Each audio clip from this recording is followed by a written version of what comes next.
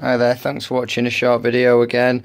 I'm just chatting about some IRONHEART Indigo snakes that I've got in for some repair work. Obviously these are the 21 ounce I think from memory for these ones. Obviously they are a heavyweight one. Now obviously you would think that they are indestructible to, you know, wearing, but they do actually suffer with crotch blowouts now and again. As you can see on this one here, it's starting to go around there. It's just starting to what I call feather up. You can just see it's just starting to go into a very small hole there. So we're going to be reinforcing this on the inside and then doing some oversewing darning work on the tops.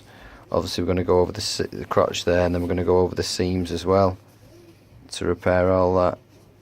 So if you've got any IRONHEARTs that are looking like this and you need some repair work doing some, drop me an email. It's michael@thedenim.co.uk, and you can check out our website, which is www.thedenim.co.uk, for some before and after examples of work just like this one, as you can see here.